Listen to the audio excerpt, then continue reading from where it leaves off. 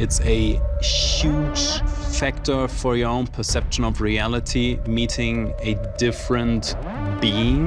The whole planet deserves to know the truth. You may be one of the few people who might be able to help us understand. Species are brought together on a table and have diplomatic conversations This is with each other. happening? This is happening. Where? Give an example. What happened with you? This gray being enters the room. It's a strong, crisp frequency that your body reacts to. It's happening. It's happening behind the scenes. I mean, Tim, what is the true history of Earth?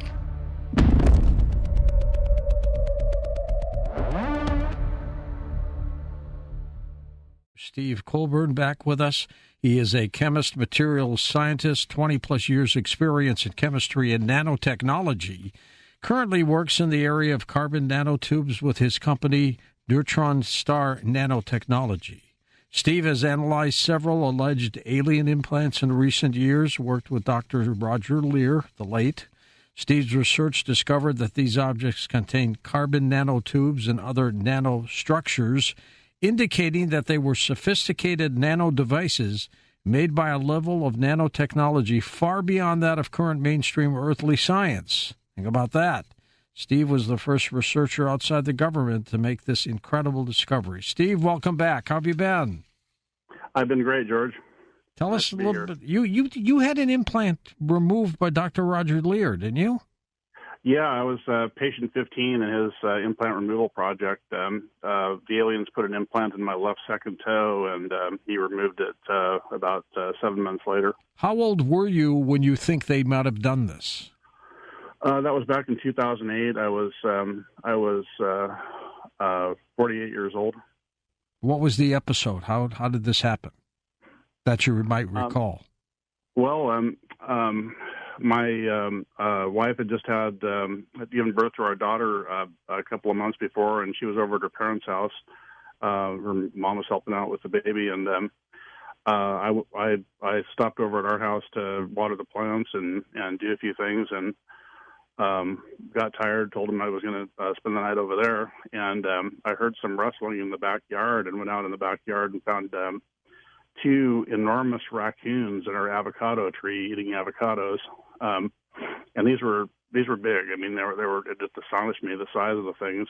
One was about 70 pounds, like the size of a husky dog, something like that, and the other one was somewhat smaller, maybe 50 pounds, and I didn't even know they got that big. And I fed the animals some cat food and observed them for a while, and then got tired and went to bed.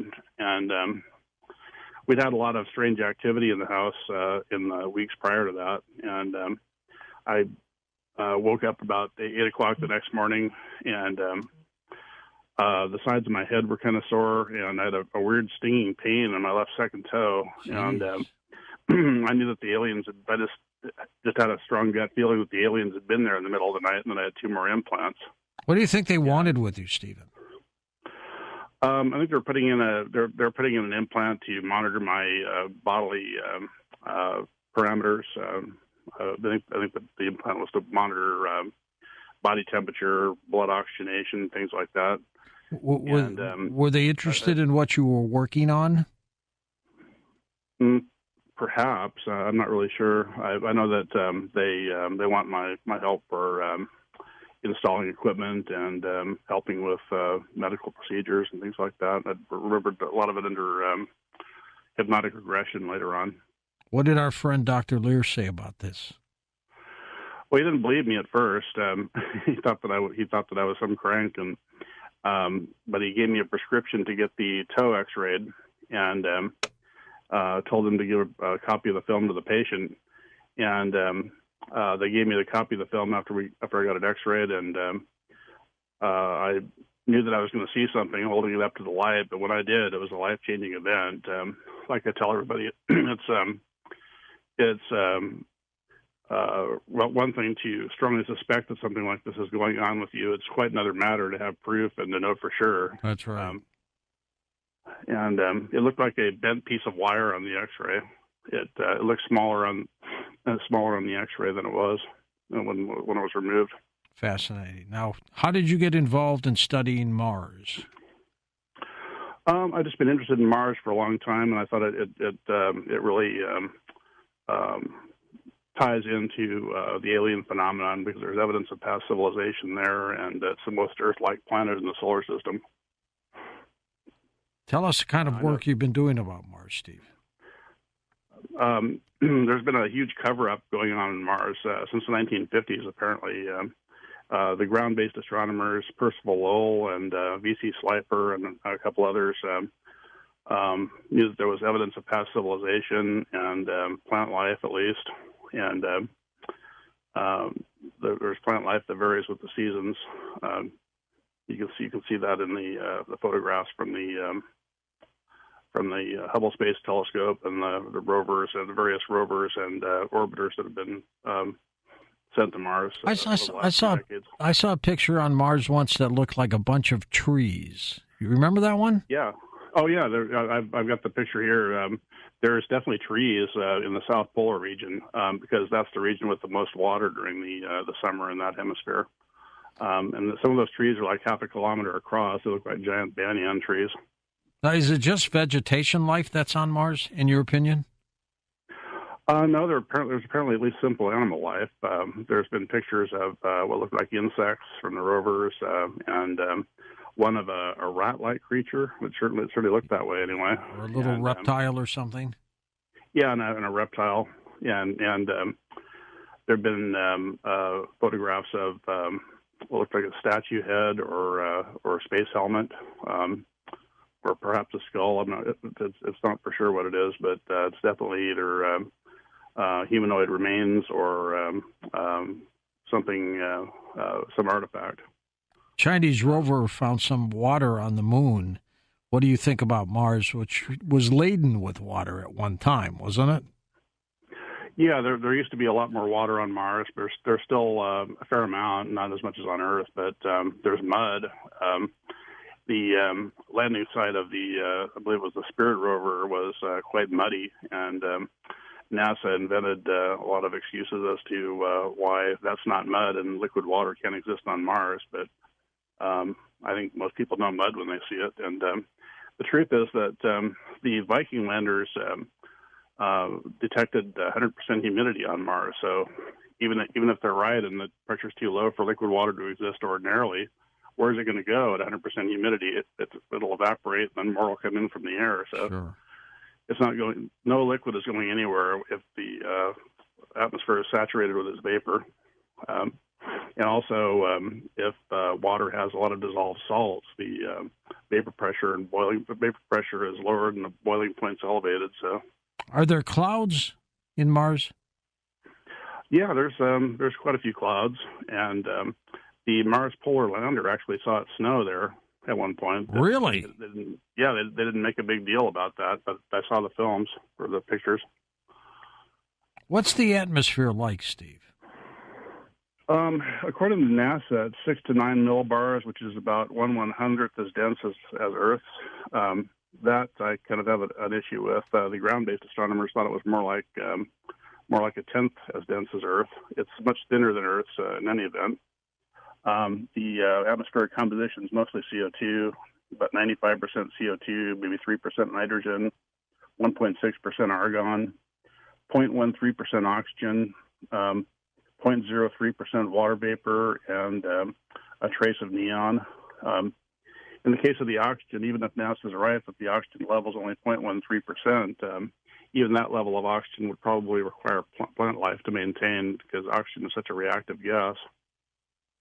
What about the canals again that Lowell was able to see? What are they? Well, I saw them for myself during the close opposition of 2003 through an 8-inch telescope. I didn't believe in all this at the time, and I was looking at Mars through the telescope at high magnification, and I noticed that whenever looking at a planet through a telescope is like looking through something through water or a swimming pool. every once in a while the surface will get calm, then you can see things better. And it's kind of like that with the atmosphere. Every couple of minutes, the atmosphere clears up for a few seconds, and when that happened, I was seeing lions on Mars, and I'm going like, holy, you know what? These things are real. They've been acting like Percival Lowell was a lunatic for believing in that. He's not the only one that saw him, though. Can they still be seen there? What's that? Can they still be seen there? Oh yeah. There's pictures from orbit that show them pretty clearly. There's actually water seepages into the canals or whatever you want to call them. But yeah, there's large ditches or canal or channels all over the planet that have water seepage into them that may have been used as an irrigation system at one time by the inhabitants. What kind of other signs of past civilizations might have been present on Mars? And what do you think Mars might have been like millions of years ago? Millions of years ago, Mars was wetter, and there were shallow oceans, and there was probably more plant life and probably more animal life as well. As far as evidence of past civilization, there's shapes and pictures in the ground, pyramids, statues like the face on Mars. That's the probability of the face on Mars in the Cydonia region being just a trick of light and shadow, like NASA says, is vanishingly small. The some members of the Viking imaging team came to that conclusion a long time ago, as did Dr. Tom Van Flandern, former head of the Naval Observatory. He was one of the good ones, wasn't he? Oh yeah, he was a great guy. But why is NASA so reluctant, Steve, to tell us about this stuff? Well, I think the reason is because there's been the UFO controversy for years, since the end of World War II, at least. And I think that if they admitted that there's even if they admitted that there's plant life or simple organisms on the planet right next door, that would make the whole alien UFO thing much more likely in the public mind. Absolutely. In terms of Mars, do you think it was once laden with a population? Yeah. There's some evidence that, particularly from the Martian or the Soviet probe Phobos 1, that there might still be population there. They came up with an infrared photograph that showed what looked like an underground city, and it's at a higher temperature than the surroundings, so it's probably currently inhabited. I think that it's currently inhabited at a very low population density, is my opinion. Where'd the rest of the inhabitants go? All underground, or did they come here? They probably died off. Mars was once a moon of the original Planet 4 in that orbit, according to Tom Van Flandern. The one that blew up and became the asteroid belt? Yeah, Planet 4 exploded millions of years ago, and that's why one side of Mars is heavily cratered and the other side is relatively smooth. The heavily cratered side was the one facing the explosion. As a scientist, what do your peers and colleagues say about this? Well, I'm not a mainstream scientist. I go where the data takes me, and I don't just blindly believe what's in the textbooks. And I take my lead from maverick scientists like Dr. Van Flandern, and I just read what's out there and look at the evidence. In this case, photographs from Mars that have been taken recently, and just form my own conclusions. And in your best guess, what's going on Mars right now? Well, I think like I say, there's some plant life and lichens on the rocks and bushes in areas with high water, photosynthetic bacteria. You can see a layer of what looks like photosynthetic bacteria, blue-green algae, it's also known as, in some areas on the rover photographs. These discoveries would be fantastic, Steve, wouldn't they, to go public with? Yeah. Well, I wrote a report on Mars back in 2003 after seeing the canals for myself and reading up on all this and looking at the NASA data. And I sent you a copy. There's a lot of photographs there. And one thing that is really fiction that they show the public a lot is this total rented out sky version of Mars. The sky is actually blue or gray, and it looks more like Arizona than what they show on the press release photos of Mars. It's like they turned the red way up, probably to hide all the green on the rocks. That is fascinating, to be sure, isn't it? Yeah, it's definitely really something. Does any of this shock you? Oh yeah, it shocked the heck out of me. I was amazed that they were distorting the facts to this extent. I've been amazed about a lot of things like that in looking into space and the UFO thing in general. Do you think Mars is the only planet outside of Earth in our solar system that might have been inhabited?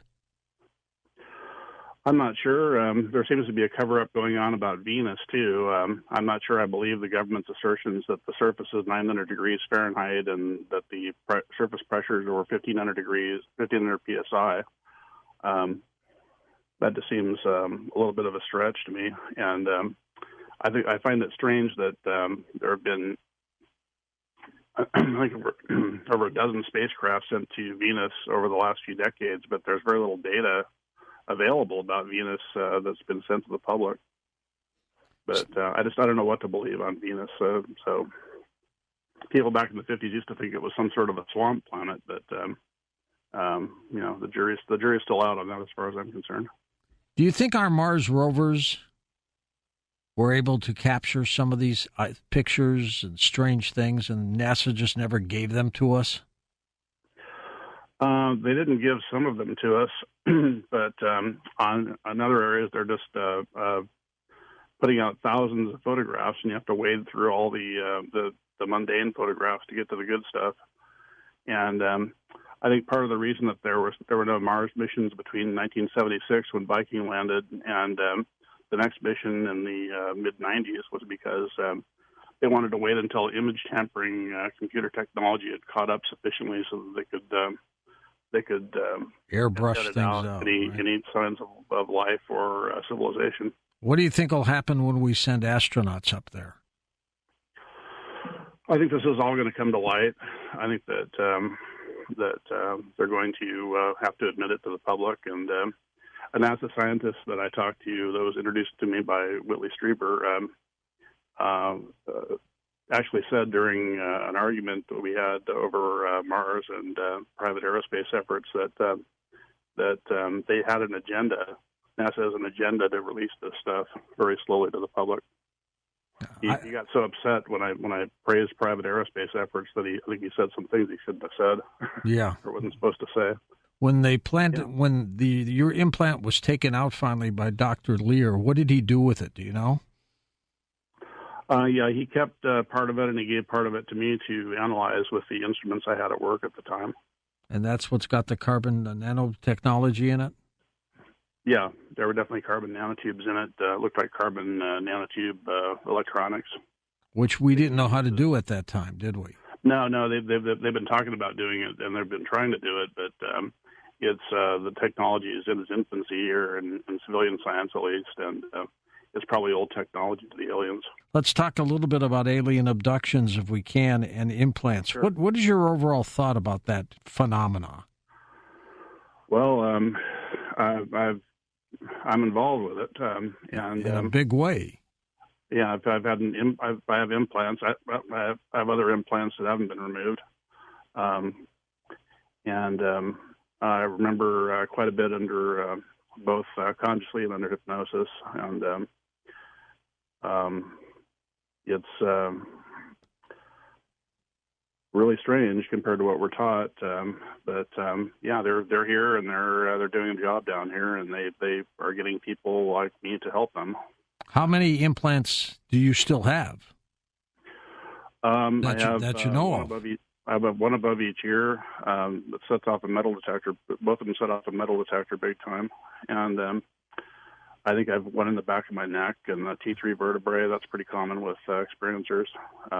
Why do they have so many in you? Does each one do something different? Yes, that's correct. The one on the back of the neck appears to be, according to abductee reports, something that enables the aliens to like turn you off if you misbehave or paralyze you.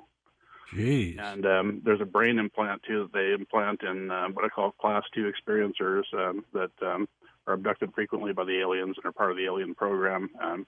That one enables them to see and hear what you're seeing and hearing in real time. I assume you've been abducted if you have these many implants in your system.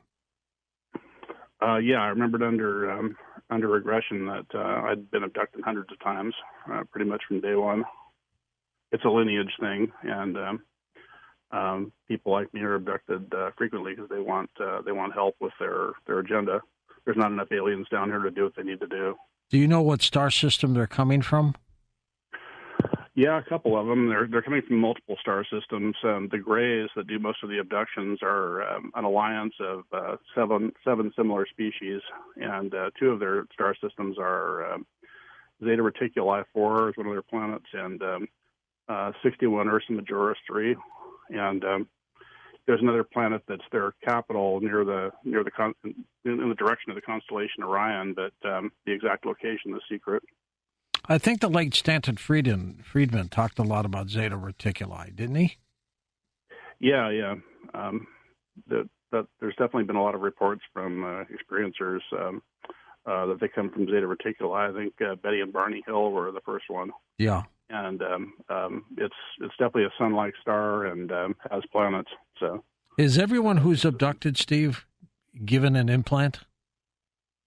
Not everyone. There's three classes of experiencers. There's people that are never returned. They call them Class 0. And Class 1 people are people that are abducted maybe a few times in their life, and they just use them to collect samples of DNA, blood, bone marrow, skin, stuff like that for genetic experimentation. And then there's Class 2 experiencers that are they do all that, plus they implant them and train them, and they become part of the alien agenda or part of the alien workforce. Are the implants constantly feeding information back to them?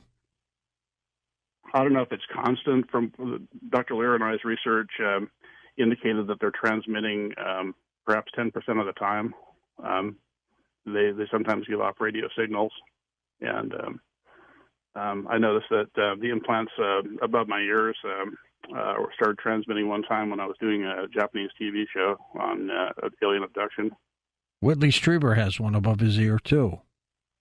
Yeah, he has got a moving one. There's stationary ones and moving ones. Yeah, they can't get it. I don't have any moving ones to my knowledge. The one in his ear is a moving one. He says it hurts like anything when it moves. How big are they, Steve? They're pretty tiny. The ones above my ears I was talking about are spheres about maybe a millimeter in diameter. Like a grain of rice? My toe was about 4 millimeters long and about half a millimeter in diameter. And the brain implants are spheres about maybe 3 millimeters in diameter. Has anybody in your immediate family gone through the same thing, or just you? I have reason to believe that my sister is an experiencer, and I think my parents were involved based on their statements. Usually everybody in the family is involved with this stuff. It's a lineage thing, and all my children are involved. Do they all know what's going on? I think more or less. I mean, I've talked about this enough to them where they know my take on it, and I think they remember more than they're saying, but they're not comfortable talking about it. How widespread do you think this is, the abductions and the implants? Well, Dr. Lear and I thought that perhaps 3% of the general public in the United States had been taken at one time or another, and I have reason to believe that about 0.1% or about 1 in 1,000 people are Class 2 experiencers like myself. That's a large number. Yeah, it's a lot of people. It's statistically a small amount, but it translates into a lot of people.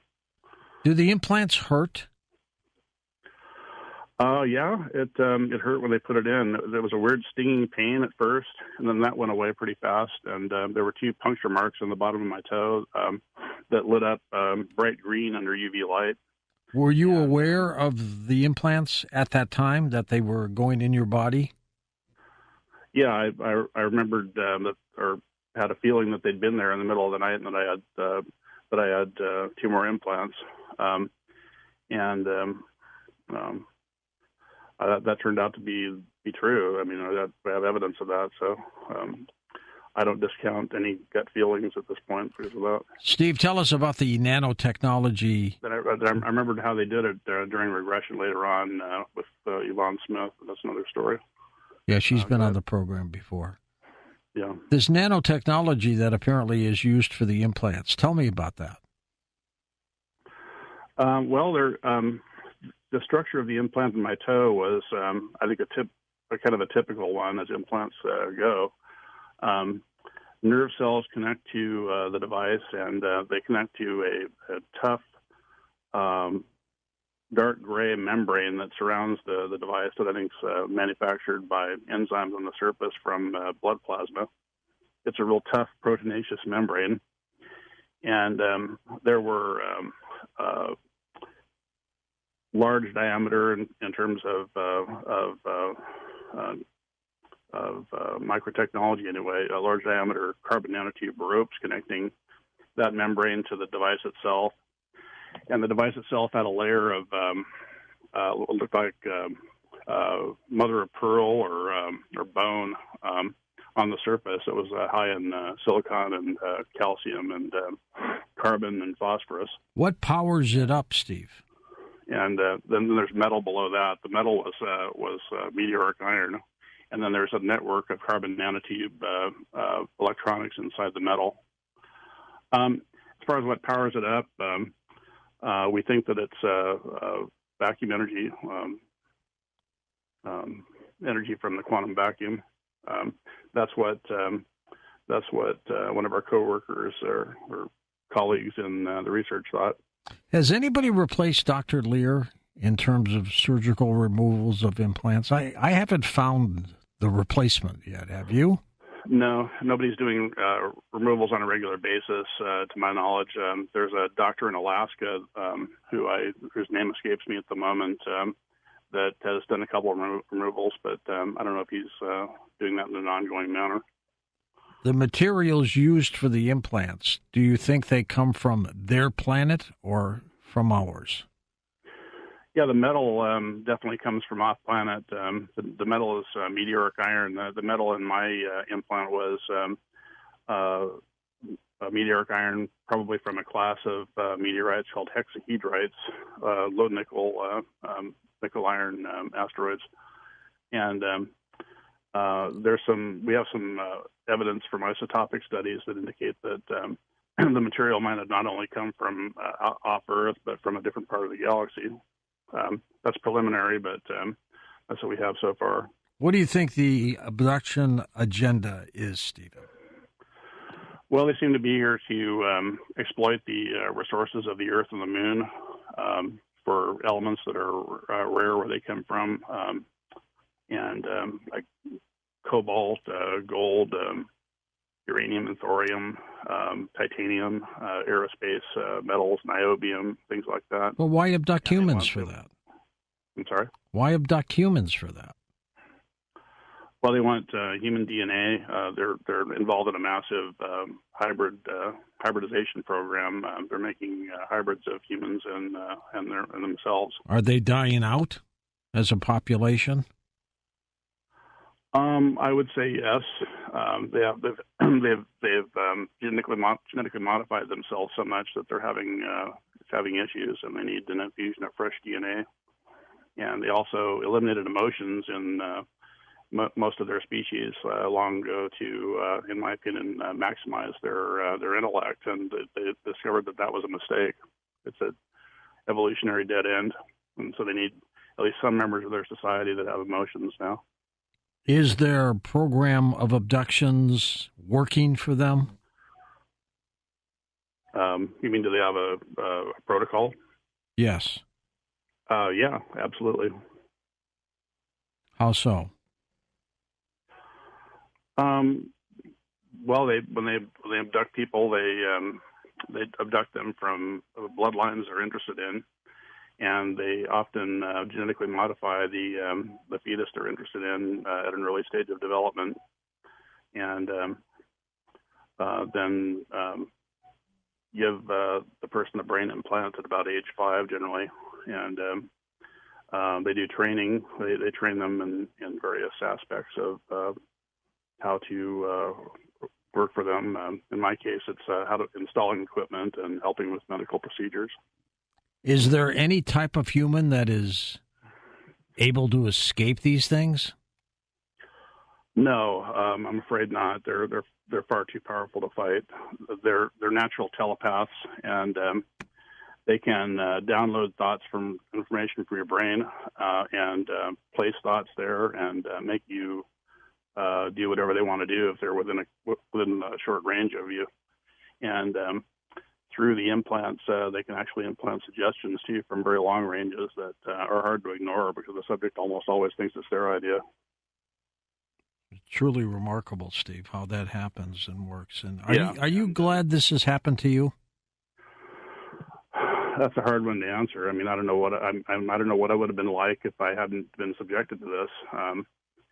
So it's hard to really give a definitive answer. But in general, yeah, I guess so. It's not your usual boring life. But no, far from it. About it is it makes it hard to relate to people down here. I think that their genetic modification kind of, I don't know, just makes it hard to relate to normal people. I relate to other abductees much more strongly than I relate to regular people. To the best of your knowledge, they're not out to hurt humans, are they? No, they're waiting until we hurt ourselves. They're planning on cleaning up the mess after we finally destroy ourselves or do something that greatly reduces the population. How often are you taken or visited? Right now, it's about once or twice a month, I'd say. That's a lot. Yeah, I can tell by these alien dyes left behind. They leave behind indelible dyes on the body, usually after an abduction, and they take up to 6 weeks to wear off. The skin has to wear off to get rid of this dye. And there are several types. There's yellow-green that's from their skin, and there's a blue dye and an orange dye. And I'm not sure what those do. I think the blue dye has something to do with medical procedures. Yeah, it's about that right now. And back when I had a lot of activity, when they put the implant in, it was probably at least twice a week. They had a big operation of some kind going on at that time. It's pretty dramatic. And their full intent is to do what? Like I say, they want to utilize the resources of the system, harvest DNA, create hybrids. Do you think the hybrid program is the big reason for doing all of this? Yeah, it's probably the main reason for the abduction program, at least. The main reason they're here might be to utilize the resources. Is their program successful? Yeah, I'd say so. They now have hybrids that can pass for human, and a lot of them are living among us. I remembered under regression helping them establish hybrids in the country. They had an underground base near Las Vegas that they were dispatching hybrids from. They were giving them cars and money and maps and directions to apartments and everything they might need, and sending them out to live in this country. Can you be hurt by this, Stephen? These systems in your body? I don't think so. I think they're pretty much compatible with the human body. They could hurt you through them if they wanted to. I know they can trigger. I have a rare condition called cluster headaches, and it's a common like migraines condition. Yeah, they're intense, excruciating migraines, and it's a common condition among abductees, but it's rare in the general population. And I know they can trigger those through the implants if they want. Dr. Lear and I were going to go investigate another abductee's house near San Diego one time, and we were about to leave, and she called and said that she had a cluster migraine that just came on.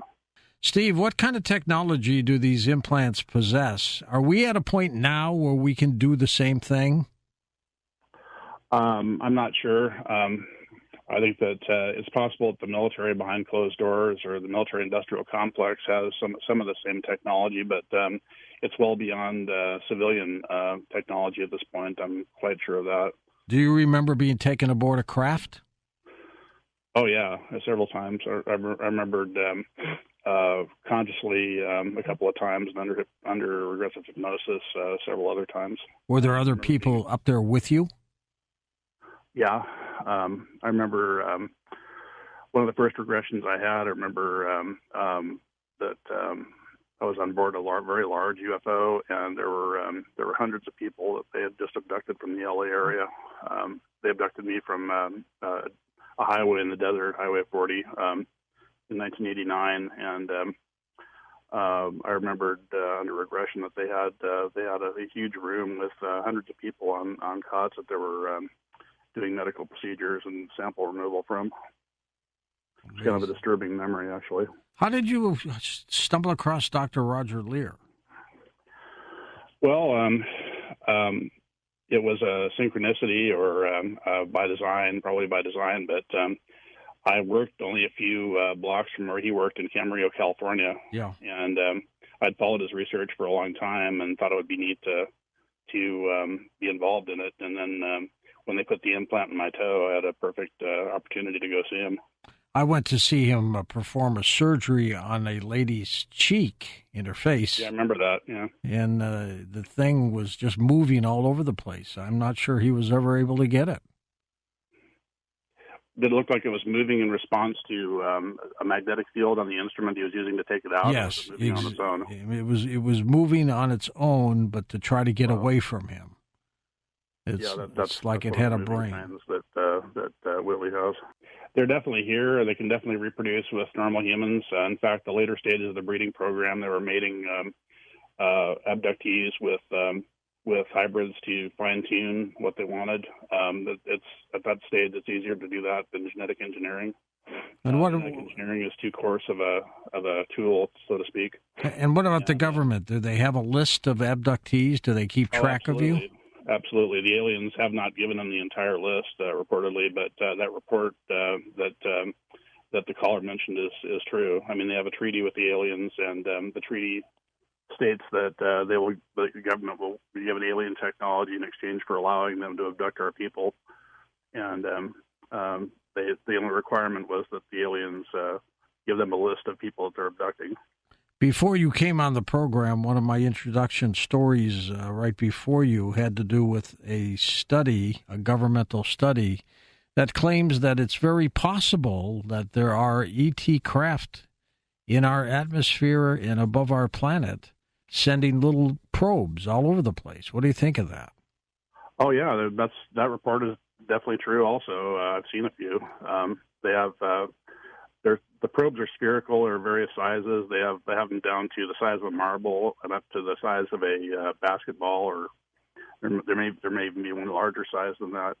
And they have a network of these probes all over the planet, maybe all over the solar system, relaying data back to them. Well, I mean, it's not subject to your approval. I mean, if they want you, they're going to have your services. I mean, You couldn't reject them. I couldn't get out of this if I wanted to, and I don't want to at this point. It's been going on too long. I mean, they're a part of my life. So you're glad it's happening to you? I don't know if I'm glad, but it's like better the devil you know than the devil you don't. I mean, I would rather just keep on going the way I'm going than try to change it at this late date. Did they ever threaten you in any way? Yeah, actually, when I was a kid, I tried to fight back, and I remember trying to fight back and seriously injured one of them, and they threatened me at that point. Oh, gee. What'd you do to them? Like punch him out or something? Yeah, I think so, something like that. They're pretty fragile, too. Well, I've learned the hard way that highly religious people are often not too friendly to me, but or abductees in general. But and it's interesting that a lot of experiencers are also survivalist type of people and very very conservative in mindset. I wouldn't have thought that otherwise, but that's been my experience. What about the fallen angel I, portion no, I, of this? no, I, I don't think that they disappear if you use the name of Jesus, and I don't think they're fallen angels. I think they're what they appear to be. They're advanced aliens coming from several solar systems within 100 light years of here, and they're neither extremely good space brothers that are out to help us, neither are they scum-sucking evil. They're here with a job to do, and they want to save the planet and save the planet from us, pretty much, and also utilize resources that they need. The 10-foot praying mantis I think types. they're a class of gray. I think they're the head class of grays. The grays are kind of a caste species. There's workers and what I call scientist engineers guys, and then the mantis class. And the mantis class are the rulers. And the scientist engineer guys are the mantis are pretty tall, like up to 7 feet tall a lot of times, or maybe taller with some species of grays. And the scientist engineer guys are about 4.5 to 5.5 feet tall, and then the workers are much smaller, 3.5 to 4.5 feet tall. And there seems to be a division based on size, and the larger ones are more intelligent and have more autonomy and more individuality.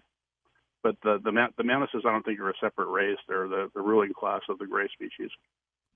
Are the ETs ever keeping humans and not returning them? Yes. Oh, geez. Yeah, they take only people that they think are not valuable, homeless people and people that are tearing up the rainforest, and third world people, and in this country, homeless people that nobody will miss. Stephen, hundreds of thousands of humans disappear from this planet every year. They're just gone, vanished, poof. Might they be taken? Yes. Yes, part of that is alien abduction, and they're not returned. I call them Class 0 abductees. I think the reptilians do more of that than the grays, though. What do they do with all these humans? I mean, you mentioned some things earlier. The reptilians actually eat people, and the grays, I think, maybe taking people back to their home planet to act as laborers, and some of them are the ones that they consider not valuable or just taken apart for parts. Do you imagine how horrible it must be for that human who gets abducted and is never brought back? Well, I don't think they feel a thing, and I don't think that they're aware of what's going on. But yeah, it's kind of disturbing.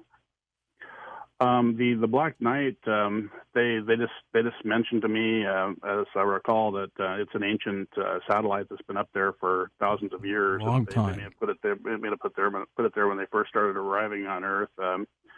They've told the government that they've been coming here for about 10,000 years, and I wouldn't be surprised if it's some sort of a communication satellite, but I don't know the details. But I've definitely seen pictures of the Black Knight, and I think that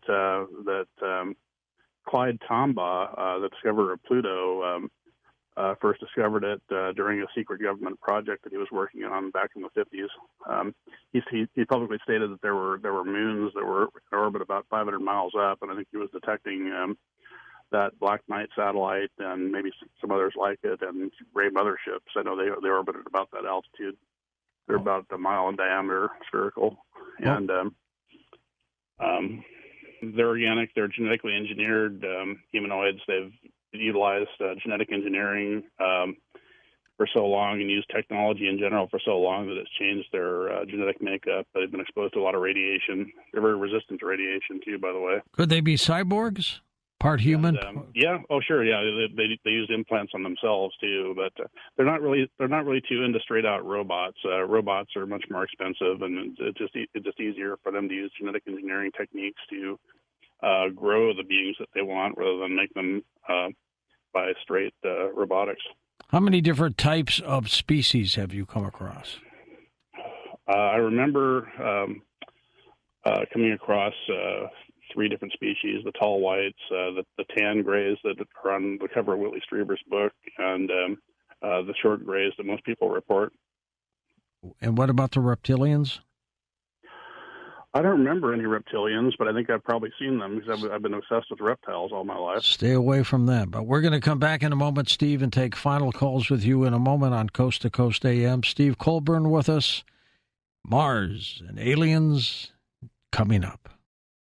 And welcome back to Coast. George Norrie with Steve Colburn as we are talking about alien abductions and what has been happening to him. And this continues to happen, Stephen, and there's nothing you can do about it, is there? No, I don't think there is. Like I said, I'm not sure I'd want to at this late date, even if I could. Oh, absolutely. It's been going on all my life.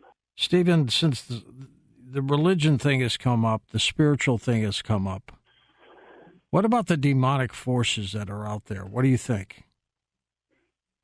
Well, I believe they exist. I consider myself a Christian, and I definitely believe in demons and angels and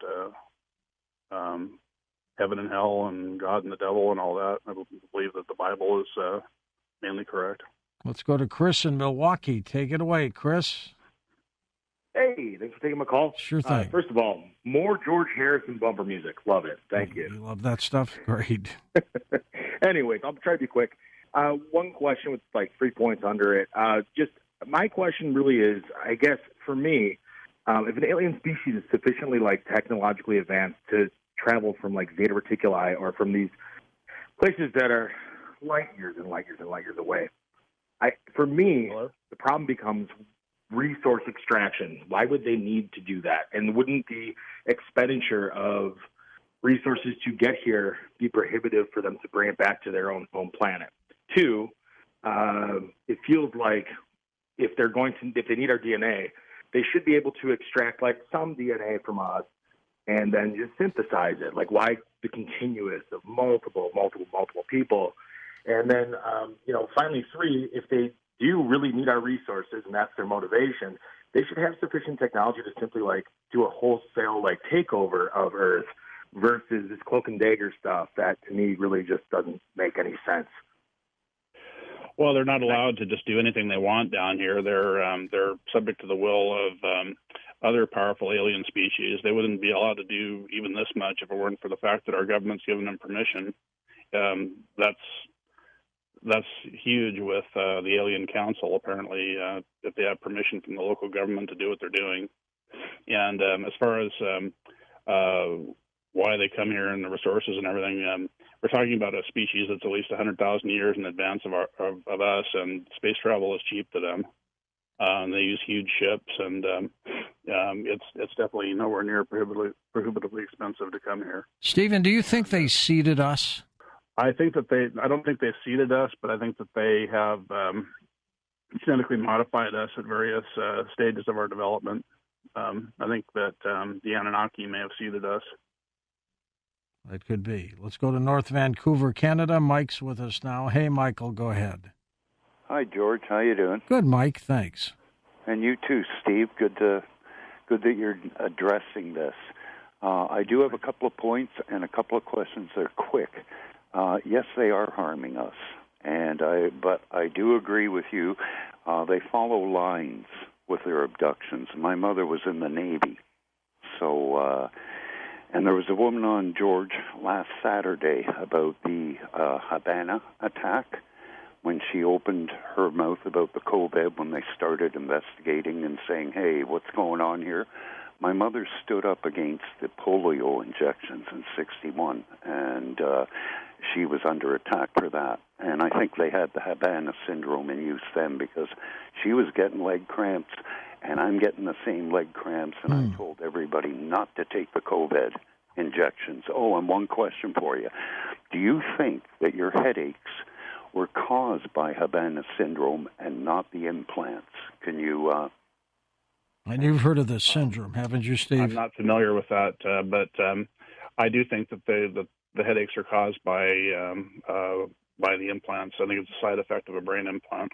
Yeah, the Havana syndrome is them if they want. People in our embassies have been getting sick, and they think they're being bombarded by some kind of microwaving. Oh, yeah, I suppose it's possible. If Havana syndrome is caused by microwaves, it's possible that it's partly that because these UFOs give off a lot of microwave radiation and X-rays. In fact, they told me at a young age to take a lot of vitamins because we were exposed to a lot of radiation on these abductions. Gordon, Plant City, Florida. Gordy, go ahead. Yeah, George and Stephen. I want to run a theory by that I got from my very good friend Kevin Montague, who wrote The Master's Key About Cancer, but he was also a 2-time near-death experiencer, and I would like for you to have him back on. You know, he's struggling right now, but his theory is, and he's visited Jesus twice face-to-face, and Kevin says that there are fallen angels, and he's encountered one of those demons, but he says there's a lot of species of aliens that are neither angels nor demons, and the name of Jesus and fasting and praying might actually help in Stephen's case. I'm not sure if you're Dr. Stephen Colburn. I couldn't find that for sure, but I wanted to run by the theory that, yes, there are fallen angels, but George kind of beat me to it earlier, and you did too. But I wanted to run the theory by that I got from Kevin Montague, who, by the way, should be back on, hint, that there are both fallen angels, good angels, fallen bad aliens, and good aliens. And that there's a whole bunch, probably more aliens, I think, than there are angels. I'm just not sure. But there's actually both of you guys. And my friend in Louisiana, Cornelius, is right. But there's more to it than what he says. And I want to weigh in on that and find out what you think. Well, a classified government report that was leaked to the press a while back said that the government thought there were 18 different alien species visiting the Earth.